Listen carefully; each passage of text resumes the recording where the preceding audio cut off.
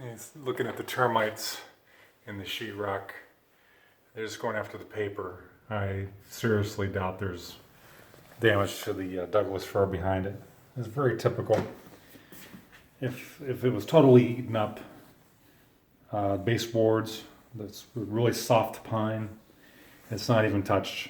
They're just going after the paper and the sheetrock, and then the inspector, started gouging the paint in the sheetrock. You can see mud tubing behind it. Here you don't even see any mud tubing. It's just kind of disintegrated here. It's kind of just going up one section. And a little bit of termite activity on the floor, laminate flooring here. But everything's pretty much intact. There's termite activity behind those walls, but we can put foam in there. We can drill in there and put foam in there. And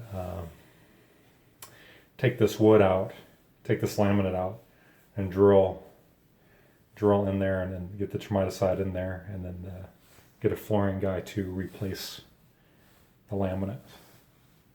That should be fine. And patch this up. There's not necessary to take this wallboard out and inspect. You won't find anything, and then when you put a patch together, it's just not going to match. So it's not even worth inspecting. That's about it. They made a big deal. They made a big deal saying termites were like taking the whole house out, and it's really just in the closet area. It can be superficially patched back in place, and then replace the laminate flooring, and then treat the area, and then treat the garage is on the other side. The garage wall is on the other side, so we could treat the adjacent foundation right here. This is where the closet is.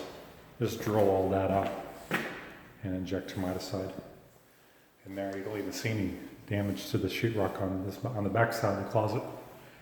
So everything looks fine. Just some cosmetic work needs to be done.